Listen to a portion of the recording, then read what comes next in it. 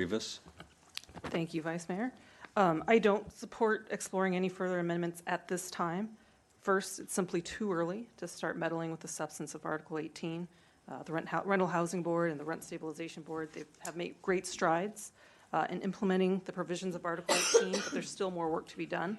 So this body shouldn't even consider putting substantive amendments on the ballot until it has been fully implemented. Second, it's also not what we as a council said we would consider last year at the beginning of this whole charter reform discussion. We asked the board and staff to let us know their recommendations for minor changes, nothing more. And so for the council to consider more substantive changes on its own at this late hour without the rental board's input is wholly inappropriate and no way to govern. Finally, and though I don't really want to get into a discussion about substantive changes, there is one that has come up a lot. We heard about it tonight, and that's the request for more representation of landlords on the board. And I've always found this request odd. Article 18 currently allows for 4 of the 11 seats to be held by landlords, which is over 1/3 of the seats. I believe at the moment there are only 2 landlords at the board, which, as we were discussing a moment ago, is because the only other landlords to apply were and still are suing the city to overturn Article 18. And last year, this council rightly decided it would be inappropriate to appoint those seeking to undo the law to be in charge of implementing it. So there's been this repeated call for more landlord seats because this is somehow biased or unfair to landlords.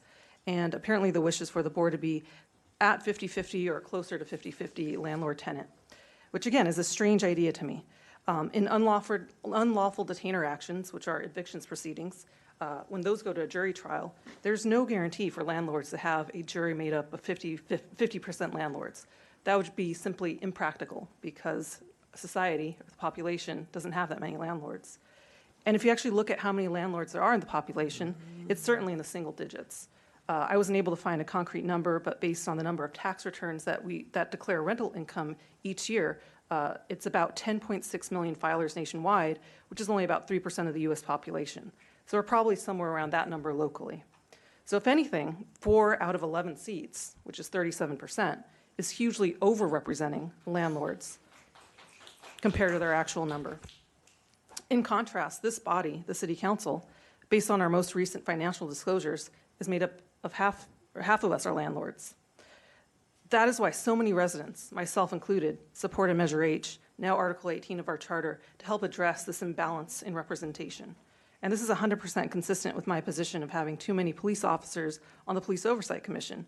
Police already have a voice in policing. Landlords already have a voice in landlord-tenant issues. Both the commission and the rental board are intended to give a voice to those who historically have not had one on these respective subjects.